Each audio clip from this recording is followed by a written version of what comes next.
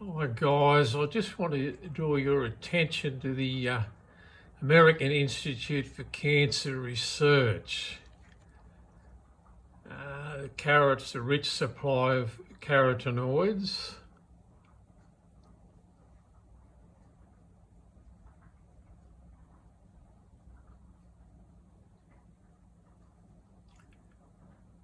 Carrots, with their rich supply of carotenoids, show the potential to lower the risk of cancer in a variety of well-studied ways.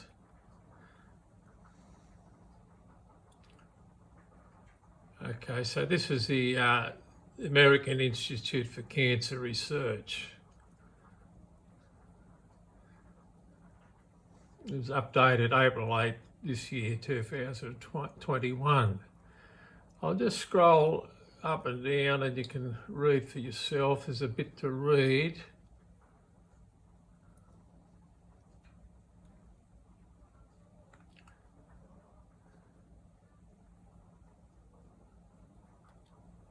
Let's see if I can get it all in there. Yeah. I'll just go slowly and you can slow it down yourself.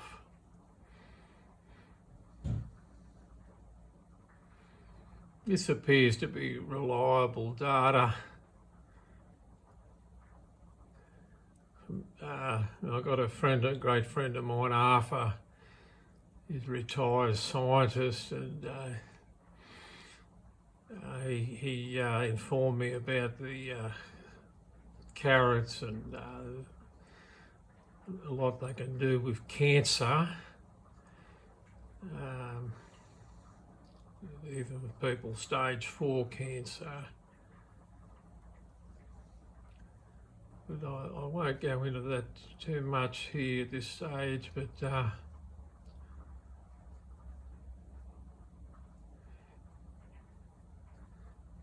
you can't just ignore this sort of information. We don't get it in Australia. But I mean, you know, I've got stage 4 cancer. The so-called experts there, Westmead Public Hospital there, Professor Adnan Nagriel from Sydney University, Westmead Public Hospital, expert, they don't believe in all this. He wanted me to take FOLFOX chemotherapy for 6 months through a port in my chest.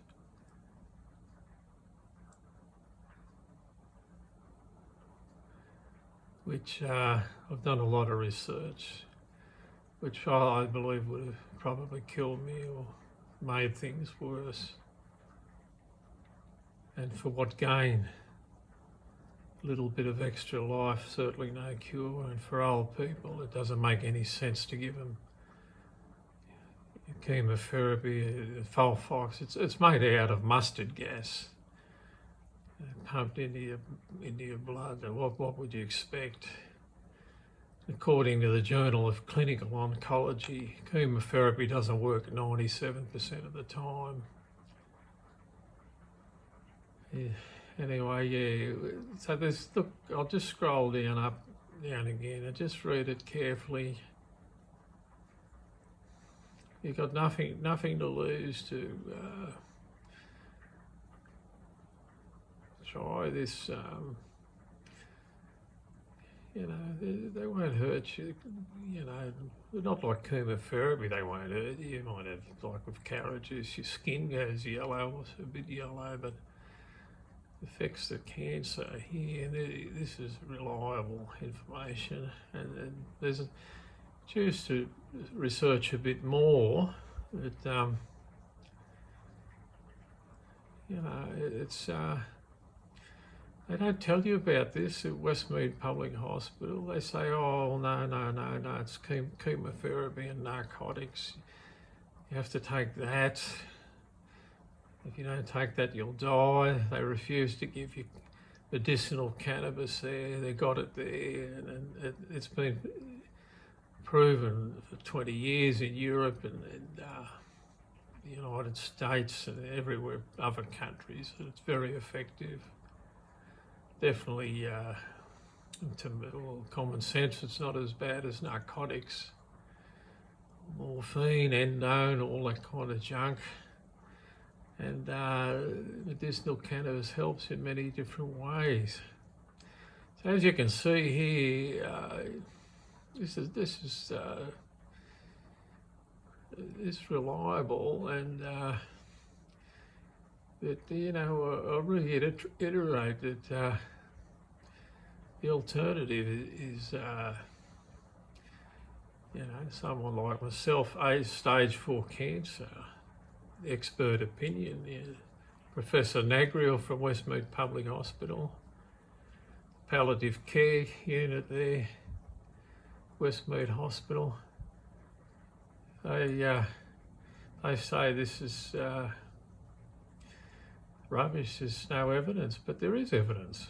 There's lots of evidence if you look, but they don't want to look. They don't want to look. It's the same with high dose intravenous vitamin C. I've been taking 25 grams intravenous vitamin C. I can tell you what, it's preferable to intravenous mustard gas, chemo, in my opinion. How does it affect me? I mean, what kind of result would you expect to get from mustard gas? What would you really expect? It's little wonder the Journal of Clinical Oncology published that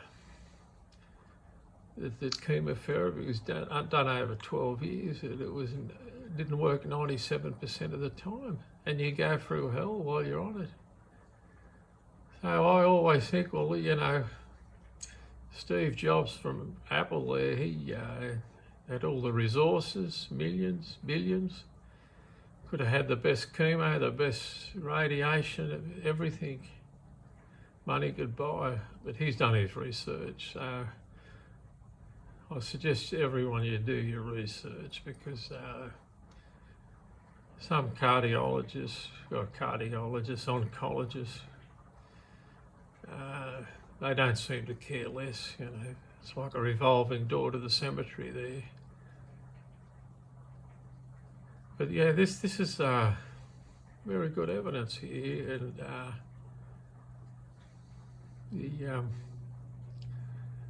it's a pity here in Australia there's no like Australian Institute for Cancer Research. All you've got is the Cancer Council of Australia Council, and they're useless. They don't help in any way. They just want donations. So, all right, guys. Well, just thought I'd bring that to your attention. I'll have a lot more to say about this, and we just keep up the good fight. But remember, doctors bury their mistakes, and it's great to see the American Institute for Cancer Research at least put it on the radar. And apparently my scientist friend, he's got a lot more evidence he wants me to look at, and he's advised me, got nothing to lose, and he's already given me advice. It's been terrific, and been noted in the blood tests, the lymphocytes and vitamin A, how it throws those. So, there's a lot you can do, but unfortunately you go to like expert cancers, Princess Mary Cancer Centre at Westmead Public Hospital, and it's just the same old. The chemotherapy for 65 years of using it. It's just an abject failure from what I can see. And as the Journal of Clinical Oncology said, they published, chemotherapy is 97% time it doesn't work. So, all right, guys, I'll catch you in the next one. I hope you get some benefit out of this, or your friends get some benefit out of this.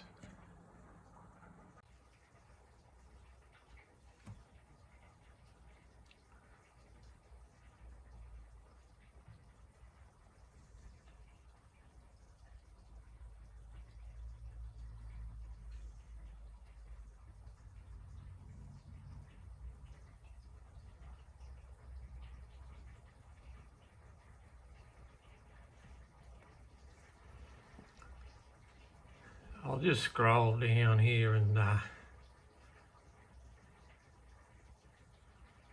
a bit of a look at this in your own leisure.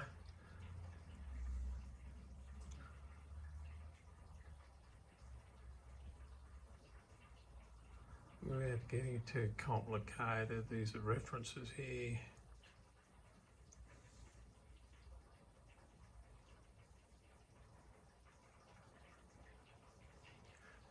The inflammation, that's a big problem too, you know.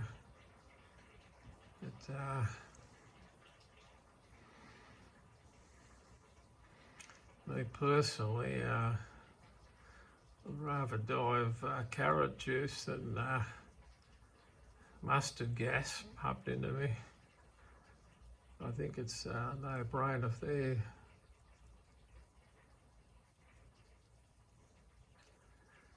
See here on the bottom here.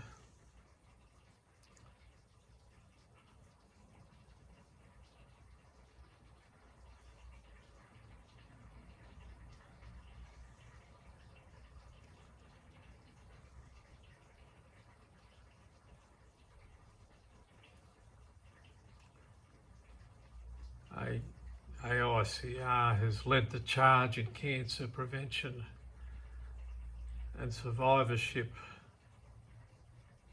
for over 30 years. Look at this bloody Westmead Public Hospital, it's so backwards. The research amounts to nothing. New South Wales Health and Research Minister Brad Hazzard, such a corrupt minister, him and Gladys Berejiklian, not doing any research.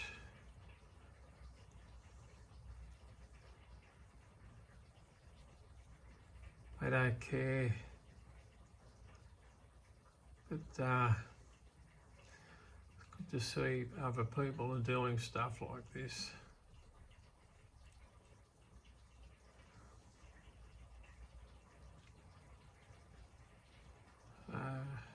Okay, guys. Yeah, we've got Dr. Aaron Goodman, MD, spelling it out to Dr. Adnan Nagriel, Professor Nagriel at Westmead Public Hospital. He's spelling it out to him. This is Dr. Goodman. Can we just stop making stuff up in oncology? Oncology, treating patients based off crap data and justifying it. We treat patients with expensive drugs with significant toxicity, mixed random drugs based off what seems to make sense, and sell it to the patient as precision medicine.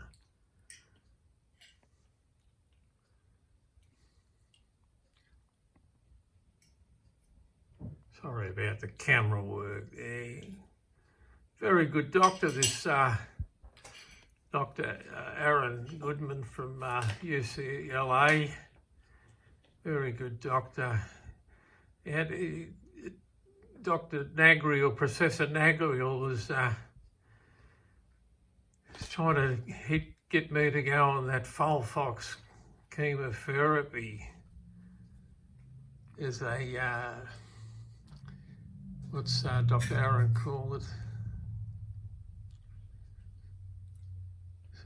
Stop making up stuff in oncology, treating patients based off crap data. Targeted therapy. You know, just reflect on that. And sell it to the patient as precision medicine. That FOLFOX chemotherapy that Nagriel wanted me to take kills on the first dose, can kill on the first dose. Doesn't work. So this crap data and justifying it, that's what they're doing at Westmead Public Hospital. Treating patients based off crap data and justifying. Significant toxicity. Mustard gas. Sell it to the patient as precision medicine.